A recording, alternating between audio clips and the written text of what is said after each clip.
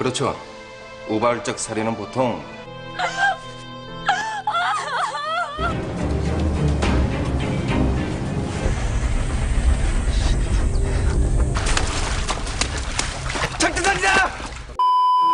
Halo teman-teman, di kesempatan kali ini, lebih tepatnya saya akan melanjutkan membahas alur cerita film Towix episode yang ketiga.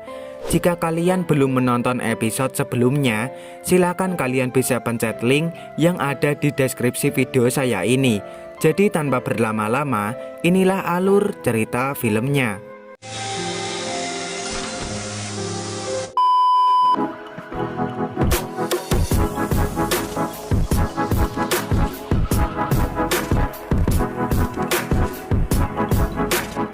Di perjalanan kaburnya itu, Tae-san mengingat kembali pertemuan dengan Inhye yang meminta agar Tae-san memberikan tulang sumsum belakangnya kepada Sojin.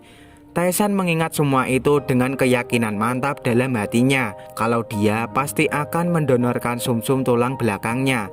Seketika dia langsung mempercepat laju sepeda motornya. Di kantor polisi, Seung-woo terlihat masih kecewa dengan hasil ini. Dia masih ingin mendengar pengakuan Tae-san langsung. Seketika Jae-kyung masuk dan menanyakan di mana tersangka pembunuhan Mi-suk. Jae-kyung melihatkan tanda pengenalnya bahwa dia seorang jaksa. Aido yang mendapatkan telepon langsung terkejut bahwa Tae-san telah kabur. Mendengar nama Tae-san, Jae-kyung langsung teringat masa lalu di persidangan bahwa ada gadis yang ayahnya terbunuh. Para jaksa menetapkan bahwa Tae-san yang tersangka karena bukti semua menunjuk ke Tae-san. Namun anak korban menunjuk bahwa Mon-suk yang membunuh ayahnya karena dia melihat dengan mata kepalanya sendiri. Terlihat Mon-suk tersenyum menang bahwa kali ini dia berhasil lolos dari hukum penjara karena ada Tae-san yang menggantikannya. Di sebuah tempat di mana banyak layar TV terpampang, disinilah ruang CCTV dan petugas sedang sibuk mencari Tae-san. Seketika petugas melihat Tae-san dan langsung mengabarkan temuannya kepada tim Taek-nam dan Seung-woo. Singkat cerita, Tae-san meninggalkan motornya dan diambil oleh kedua siswa. Lalu Tae-san merasa senang rencananya berhasil. Melihat ada sebuah mobil yang akan berangkat, Tae-san lalu masuk ke dalam mobil yang mengangkut sebuah barang. Beruntungnya Tae-san lolos dari pengecekan polisi karena mobil yang ditumpanginya sudah terlebih dahulu lewat dibandingkan polisi yang baru saja menutup jalan. Jae-kyung kembali ke kantor dan menghadap Hang Jung-woo, atasannya. Jae-kyung sudah menganggap Mi-suk sebagai adiknya sendiri dan sekarang Mi-suk sudah mati karena dibunuh. Jadi dia meminta agar dia diizinkan untuk menangani kasus ini. Jae-kyung akhirnya jujur bahwa dia menjadi jaksa hanya untuk melakukan penyidikan selama ini. Seketika Jung-woo atasannya kaget dengan omongan Jae-kyung. Singkat cerita, Mon-suk dan Senator Jo bertemu di atap sebuah gedung. Mon-suk bercerita bahwa dia sudah menutup mulut orang-orang terdekat Tae-san. Namun Senator Jo was-was jika Tae-san akan menceritakan semua di kejaksaan kalau Mon-suk adalah dalang semua ini. Seketika anak buah Mon-suk datang lalu mengabarkan kaburnya Tae-san. Tentu saja Senator Jo dan Mon-suk kaget. Ditambah dengan penjelasan anak buahnya kalau jasa Jae-kyung yang mengambil kasus ini.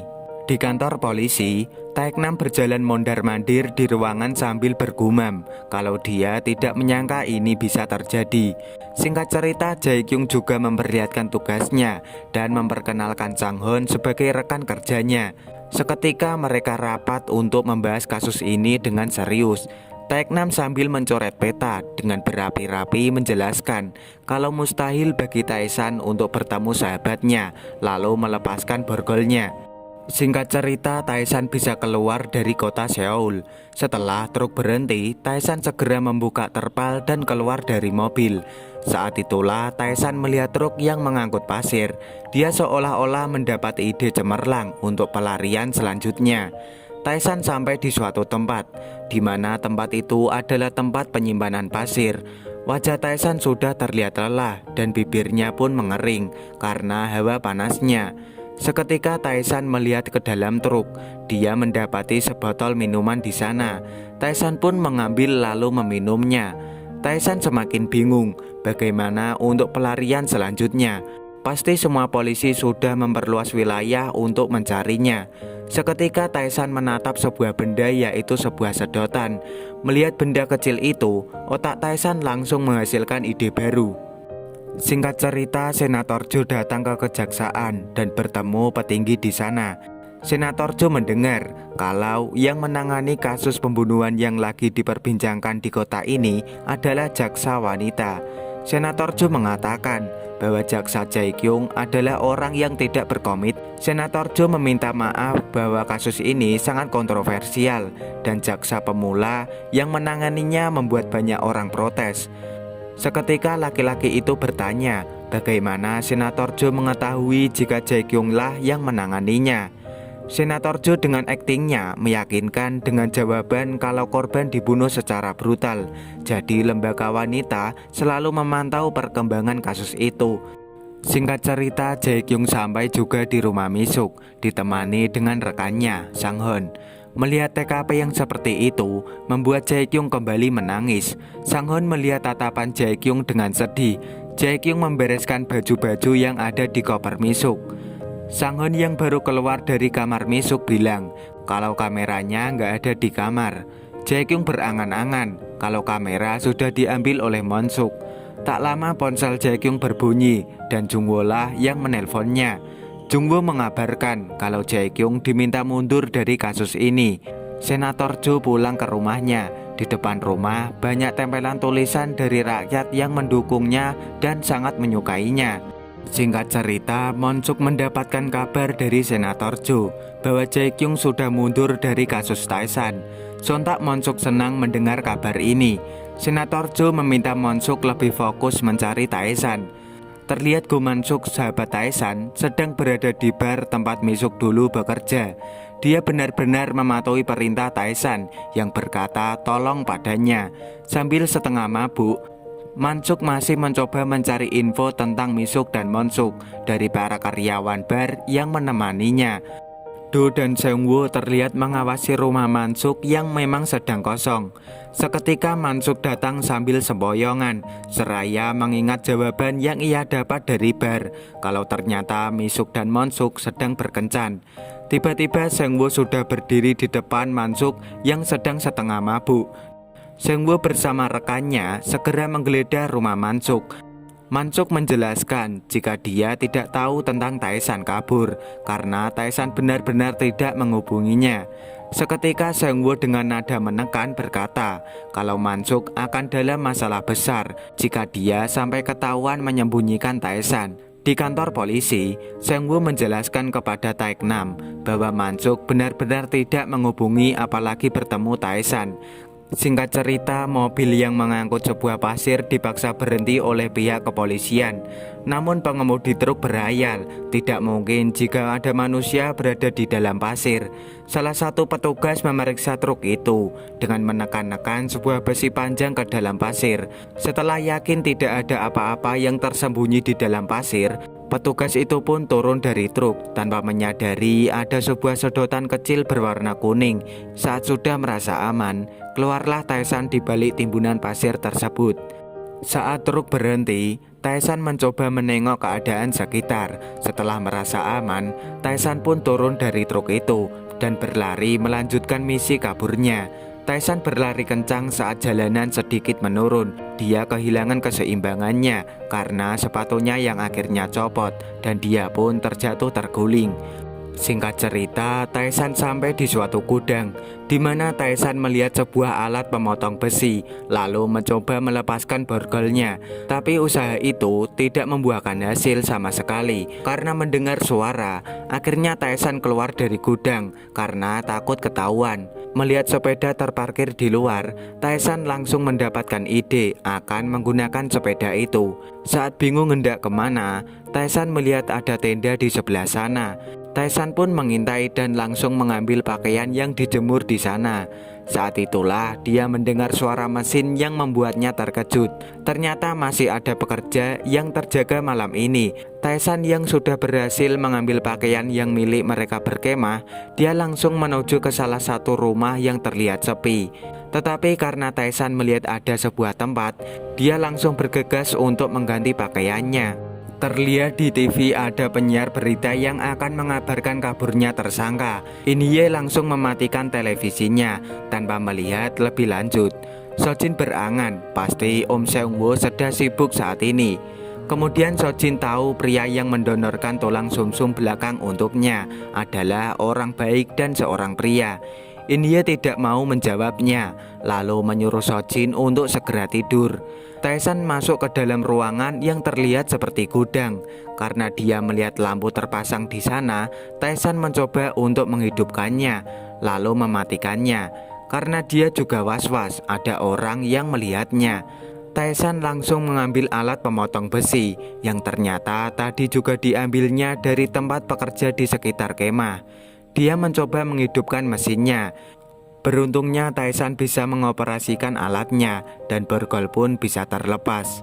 Singkat cerita, Jae-kyung galau di depan sebuah kantor. Bagaimana bisa dia disuruh berhenti hanya karena dia adalah jaksa yang terkesan sembrono. Rekannya mendekati Jae-kyung, namun Jae-kyung hanya terdiam. Jae-kyung akhirnya masuk ke dalam ruangan bersama rekannya. Di sana ternyata adalah ruang jenazah, tepatnya tempat di mana Misuk diotopsi. Jae-kyung semakin tidak tahan melihat wajah dan banyak tusukan di sekujur tubuh Misuk. Petugas membawakan pakaian terakhir yang digunakan Misuk saat ditikam sebrutal ini. Tangis Jae-kyung kembali pecah saat melihat barang Misuk lainnya. Saat itulah Jae-kyung merasa ada sesuatu di balik bra Misuk. Ternyata sesuatu itu adalah kwitansi di sebuah pegadaian yang tertulis di mana Misuk menggadaikan kamera. Jae-kyung bergumam kalau ternyata orang-orang itu belum mengambil kamera milik Misuk. Saat dia keluar rumahnya, dia terkejut mendapati Jae-kyung di depan rumahnya. Jae-kyung menjelaskan kalau dia menemukan kwitansi pegadaian kamera digital di pakaian Misuk. Jae-kyung berkata kalau bukti itulah yang dilindungi Misuk sampai harus terbunuh. Jae-kyung berlutut di depan atasannya agar dia bisa mengambil kasus ini. Jae-kyung bercerita bahwa selama ini dia menjadi jaksa hanya ingin menyelidiki Monsuk dan Senator Jo. Sebab itulah dia berpura-pura tidak berkomitmen agar dia bisa leluasa menyelidiki Monsuk dan Senator Jo. Semua staf kantor polisi sedang kalut karena sampai saat ini tidak ada toko yang melaporkan kehilangan pemotong besi dan lainnya. Singkat cerita, Seung-woo datang untuk menjenguk Sojin. Saat itu, Sojin sedang bersiap-siap pindah ke ruangan aseptif untuk perawatan operasi. Sojin tersenyum senang mendapati ada Seung-woo. Singkat cerita, Sojin mulai masuk ke ruang aseptif dan dia terlihat sedikit takut. Kemudian Sojin menanyakan apa ibunya benar-benar mencintai Seung-woo. Namun Inhye terlihat bingung dan tidak menjawabnya. Jae-kyung bersama rekannya pergi ke pegadaian tempat Misuk menggadaikan kamera digitalnya. Namun rekan kerja Taesan tidak tahu tentang kamera itu. Rekan Taesan menganggap kameranya dibawa oleh Taesan. Jae-kyung emosi, kenapa semua harus berada di Taesan. Jae-kyung pasti akan menangkap Taesan dan membongkar kebusukan Monsuk dan Senator Jo. Seketika Jae-kyung menerima telepon yang mengabarkan bahwa Taesan telah ditemukan. Sementara itu, Monsuk mendapatkan laporan tentang datanya jaksa ke pegadaian dan mencari sebuah kamera milik Misuk. Monsuk bergumam, apakah Misuk sebelumnya mengambil gambar antara Monsuk dengan Senator Jo. Monsuk memberikan tugas kepada Kim, lalu Kim mengerti dan akan melaksanakannya. Di saku bajunya ada sebuah pulpen yang sepertinya bukan hanya pulpen biasa. Jae-kyung dan staf polisi lainnya kembali rapat. Seung-woo mengatakan kalau ada laporan sepeda hilang dan pemotong besi di Gangwon-do. Jae-kyung mengajak semua untuk memulai pencarian Taesan. Taeknam jelas heran karena jaksa ikut mencari tersangka. Biasanya hanya tugas mereka sebagai polisi ataupun detektif. Seung-woo bersama rekannya segera mengendarai mobilnya sesuai laporan di mana keberadaan Taesan. Setelah cukup tidur, Taesan melihat keluar bahwa ada seorang nenek-nenek yang mengejar ayam peliharaannya. Taesan juga sangat lapar dan haus karena saat di penjara dia tidak mau tidur bahkan makan dan minum. Seketika Taesan mendengar suara Sojin yang bertanya apa yang akan Taesan lakukan. Taesan jelas kaget dengan suara itu. Dalam imajinya, Sojin duduk di depannya saat ini. Taesan menjawab bahwa dia bingung apa yang akan dia lakukan sekarang. Taesan tiba-tiba teringat dengan boneka Sojin yang dititipkan kepadanya. Pengumuman tentang buronan kabur menyebar cepat ke seluruh desa melalui pengeras suara. Taesan menoleh ke samping dan Sojinnya menghilang. Imajinasinya berhenti sampai di situ. Melihat keluar bahwa situasi sudah aman, Taesan nekat keluar. Taesan langsung menjelaskan pada nenek itu bahwa dia tersesat dari pegunungan dan ia sangat kelaparan. Singkat cerita, Taesan makan dengan lahapnya dari ayam yang dikejar nenek tadi. Tak lama kepala desa datang. Taesan langsung waspada dan langsung kabur. Nenek dan kepala desa jelas langsung heran dengan Taesan. Kim juga terlihat akan ikut mencari Taesan. Polisi dan tentara juga langsung menuju ke desa dan akan menangkap Taesan. Seungwoo dan jajarannya menyisiri pegunungan atas laporan kemana Taesan kabur. Taesan terus berlari tanpa arah, sedangkan polisi dan yang lainnya tepat di bawah Taesan. Jae-kyung juga ikut langsung mencari Taesan. Begitu juga dengan Kim, orang suruhan Monsuk yang menyadap pembicaraan mereka dengan bersembunyi di balik pohon. Hari sudah semakin gelap. Taesan kaget saat menyadari sinar senter polisi yang mulai mendekatinya. Sojin juga mencoret satu harinya yang telah lancar saat akan dioperasi. Polisi sudah tepat di belakang Taesan. Akankah Taesan berakhir di sini saja? Jadi gimana kelanjutan untuk episode selanjutnya? Tinggalkan dulu like maupun subscribe-nya. Terima kasih.